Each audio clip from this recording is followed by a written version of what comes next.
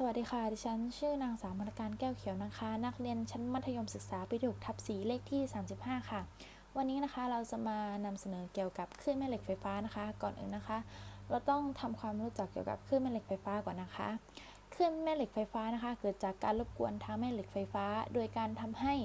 สนามไฟฟ้านะคะมีการเปลี่ยนแปลงเมื่อสนามไฟฟ้ามีการเปลี่ยนแปลงนะคะก็จะเหนี่ยวนำทำให้เกิดสนามแม่เหล็กค่ะหรือถ้าสนามแม่เหล็กนะคะมีการเปลี่ยนแปลงก็จะทำให้เกิดการเหนี่ยวนำเกิดเป็นสนามไฟฟ้าค่ะคลื่นแม่เหล็กไฟฟ้านะคะจะมีช่วงความถี่และความยาวคลื่นที่แตกต่างกันนะคะโดยจะเรียกว่าสเปกตรัมแล้วก็จะมีสเปกตรัมทั้งหมดนะคะ7ชนิดนะคะได้แก่ชนิดที่1นะคะรังสีแกมมาโดยเป็นรังสีแกมมานะคะจะเป็นคลื่นไฟฟ้าที่มีความยาวน้อยที่สุดนะคะโดยจะมีความยาวอยู่ที่ 0.1 นาโนเมตรค่ะและมีโปรตอนมีพลังงานสูงกำเนิดจากแหล่งพลังงานนิวเคลียร์และจะเป็นอันตรายต่อชีวิตนะคะแต่ในทางการแพทย์นะคะก็จะสามารถรักษาโรคมะเร็งได้ค่ะรังสีต่อไปนะคะรังสี X หรือรังสีเอ็กซเรย์นะคะมีแหล่งกำเนิดในธรรมชาติคือดวงอาทิตย์ในการทางการแพทย์นะคะจะใช้รังสี X เป็นส่วนมากนะคะแต่ถ้าเราใช้รังสีนี้เป็นจำนวนมากนะคะก็จะทำให้เราเกิดอันตรายได้ค่ะโดยรังสี X นี่นะคะจะมีความยาวคลื่นนะคะอยู่ที่ 0.1 ถึง 1 นาโนเมตรค่ะรังสีที่3นะคะคือรังสีอัลตราไวโอเลตค่ะมีอยู่ในแสงอาทิตย์นะคะเป็นประโยชน์ต่อร่างกายแต่หากได้รับมากเกินไปนะคะอาจทำให้ผิวไหม้ได้นะคะโดยรังสีอัลตราไวโอเลตนี่นะคะจะมีความยาวคลื่นอยู่ที่1 ถึง 400 นาโนเมตรค่ะรังสีต่อไปนะคือรังสีต่อไปคือรังสีที่ตามองเห็นนะคะเป็นพลังงานที่แผ่ออกมาจากดวงอาทิตย์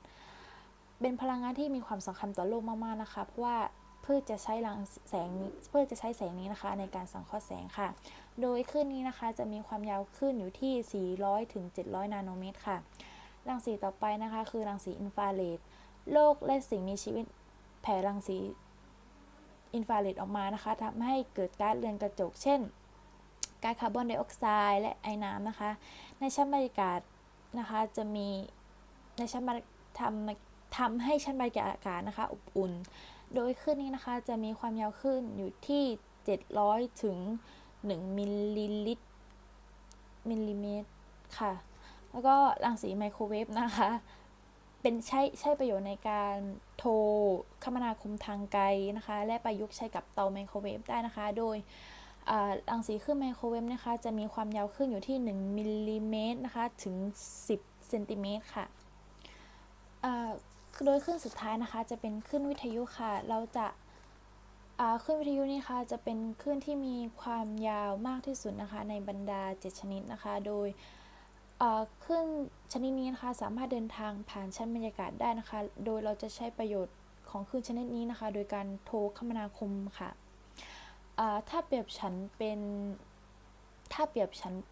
คลื่นแม่เหล็กไฟฟ้านะคะถ้าเปรียบฉันเป็นคลื่นแม่เหล็กไฟฟ้านะคะฉันจะเป็นแสงที่ตามองเห็นค่ะก่อนอื่นนะคะเรามารู้จักแสงชนิดนี้กันนะคะแสงที่ตามองเห็นนะคะจะมีความยาวคลื่นแม่เหล็กไฟฟ้านะคะอยู่ที่400 ถึง 700 นาโนเมตรนะคะแสงจะประกอบไปด้วยแสงสีต่างๆนะคะได้แก่สีม่วงครามน้ำเงินเขียวเหลืองแสดแดงค่ะและไม่สามารถทะลุวัตถุได้ไม่สามารถทะลุผ่านวัตถุได้นะคะเมื่อเปรียบเหมือนกับคนเรานะคะที่มีความรู้สึกมากมายนะคะแต่ก็ไม่สามารถแสดงออกไปได้ทั้งหมดนะคะอาจจะดีใจแต่ว่าเราก็อาจจะไม่ได้แสดงออกไปเหมือนกับแสงที่ไม่สามารถทะลุวัตถุไปได้นะคะขอบคุณค่ะ